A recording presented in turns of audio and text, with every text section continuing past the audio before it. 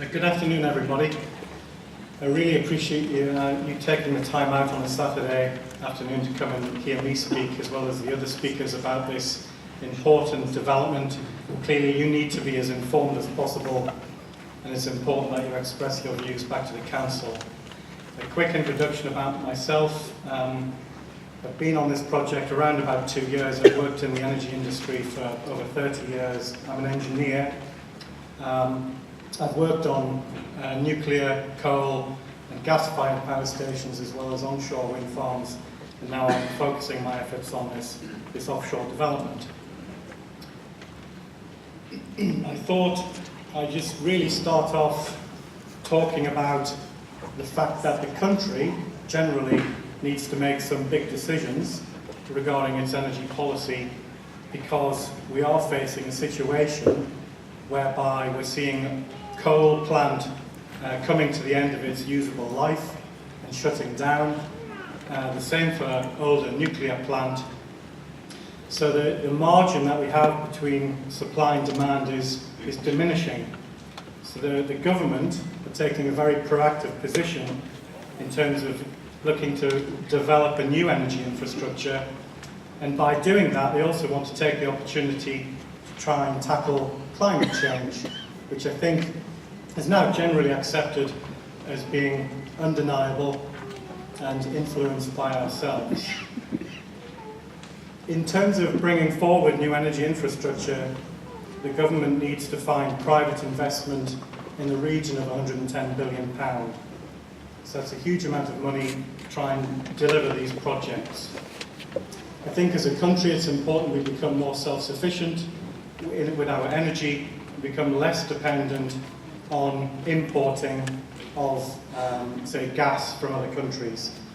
Just before I came up today, I looked at how we're getting our generation today, and 35% of it is coming from coal, 23% of it is coming from gas plant, 20% is coming from nuclear, and 10% is coming from wind. So wind is making a large contribution, but clearly the reliance today is very much on coal, which is flying in the face of the ageing plant and tackling climate change. Interestingly, 6% is being imported right today from France, and 3% of our energy is being imported from Holland. What is the government's view? They see offshore wind as a key part of a low-carbon, secure energy future. They say, not me, they say it would be remiss of us not to make use of this free and abundant resource, wind energy. They also see it as a major job creator, and see up to 35,000 jobs being delivered by 2020 in this industry. We are today the world leader in this industry. We can't say that very often about this country, so it's something we should be proud of. And it's important, though, to try and make this as affordable as possible, because all of us in this room, me included, have to pay towards this through our energy bills. So making it as affordable as possible is critical. And the UK has to get something out of it, just as the Bournemouth residents feel that they need to get something out of the Navitus Bay project. The person who said that, what's written on that screen, was Michael Fallon, who is both energy and business minister in the government. A little bit about the project. What we do is we set maximum parameters. So what we don't do going into planning is say it will be exactly this quantity of turbines, they will be this height, and this is how it will look.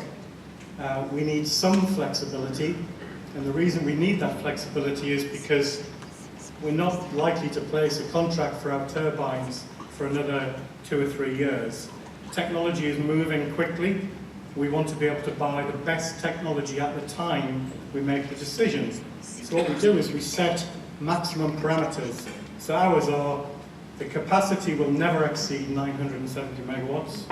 The number of turbines will never exceed 194. The tip height of the turbines will never exceed 200 meters. The rotor diameter will never exceed 176 metres. We'll either use steel or concrete foundations.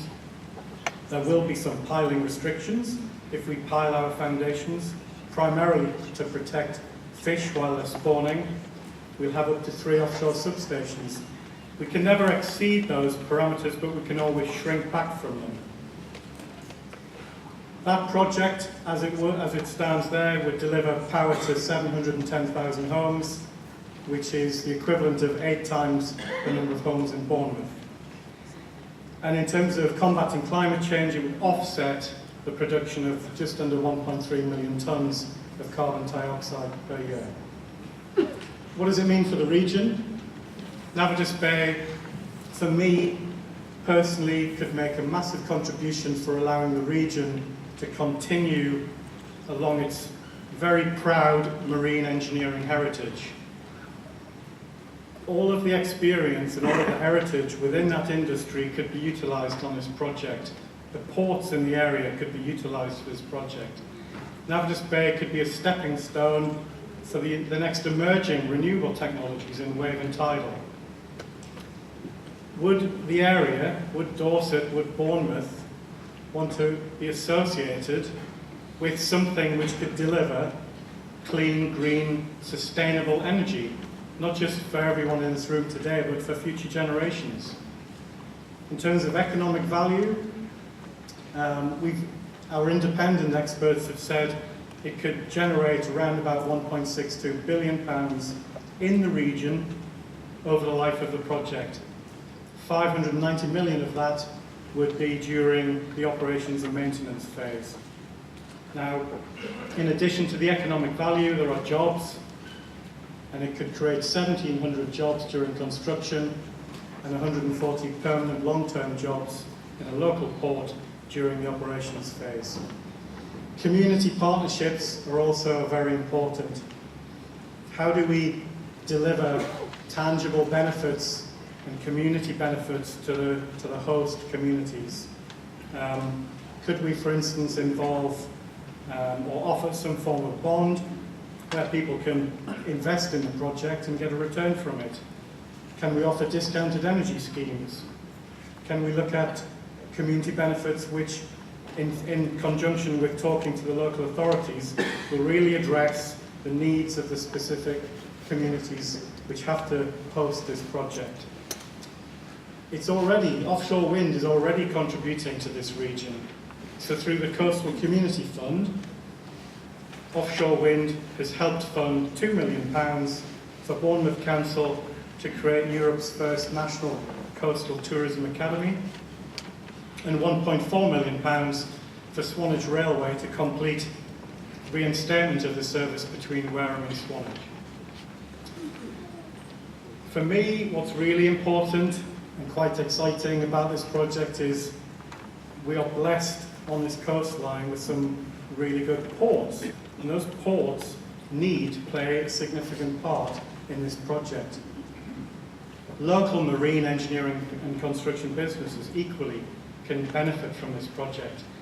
My job, in addition to trying to get consent, is basically to try and ensure that all of the businesses who either operate in the renewable sector today or could transfer their expertise into the renewable sector get something off this project. That's what it's all about. It's about delivering value to the area. So we're talking to all those ports: Portland, Poole, Yarmouth on the Isle of Wight, and Portsmouth, trying to understand what can you work on for this project. Can you make concrete foundations, steel foundations? Can you host turbine pre-assembly? All of the ports are very, very interested, and we're spending £100,000 with 3 of them to do those feasibility studies.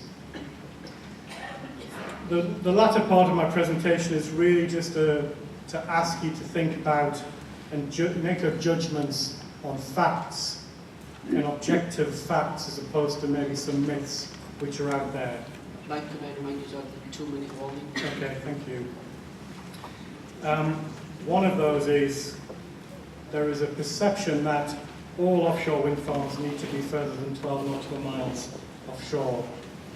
It's not a directive. It's not something that's a requirement. And that was echoed by the Minister for Energy recently. There's 22 operational offshore wind projects in the UK operating today. 17 of them are within 12 nautical miles. Further 18 projects, which are either in construction or have been consented or are in the planning system like Navitus Bay, are also within 12 nautical miles. This is not a Navitus Bay issue. This is something which is being developed and built right across the coastline of the UK. On ornithology, it's been levelled at me personally, but I haven't consulted with local groups, but I haven't taken their data into account. It's simply not true. We've talked to all of those groups. You may not be able to read the slides, so forgive me, but there's a huge amount of groups, local ornithological groups, that we've talked to. We've taken their annual bird data into account in our statistics. We've done 2 years of boat-based surveys to count the birds, etc. So I really ask you to go onto our website, look at all of the planning application documents, and basically judge everything for yourself based on those facts.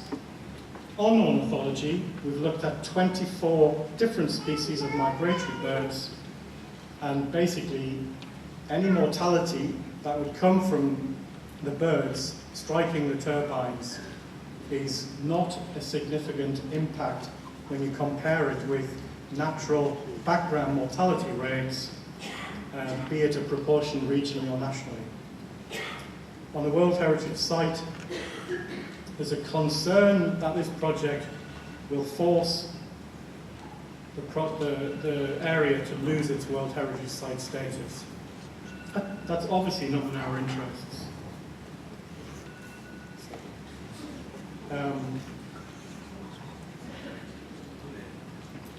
DCMS, government, I'll be very quick, have said they consider there will be some impact on the World Heritage property, but there should be no significant adverse impact on on the reason for its status, its outstanding universal value. However, we've just been made aware that a group called IUCN, the International Union for Conservation of Nature, they reached a different conclusion and they consider there will be some impacts. So clearly, we've got to work with government, DCMS and IUCN to understand what IUCN's concerns are and try and deal with those and mitigate those. On tourism, there's a myth, a concern that tourism, no resort can survive if there are turbines in sight of the beach. But as I say, there are 22 operational offshore wind farms. 13 of those 22 are off the coast of major tourist resorts. There's no impact, there's no evidence of significant impact. And one example, Great Yarmouth, and I'm not trying to compare Great Yarmouth with Bournemouth, but they have 725,000 annual trips to Great Yarmouth. And their tourism industry has not been impacted by a wind farm, which is far closer to the shores than this project would ever be. And this is just showing you a map. I'm nearly finished. This is just showing you a map of all of the wind farm projects around the coast of the UK. And they're all off major tourist areas. Finally, National Park. There's an accusation that we're digging up 22 miles of a new forest. We're not. 6 kilometres of our cable route will go through the new forest. 3/4 of that is in low sensitive agricultural land. So please, as I say, look at the facts and make your judgments based on those facts. Finally, noise. There's a lot being said in the media today about noise. Independent assessments show predicted noise levels are well within acceptable criteria. This is not going to be an issue for you as Bournemouth residents. Mike, I do need to get you to I'm fine, I'm finished.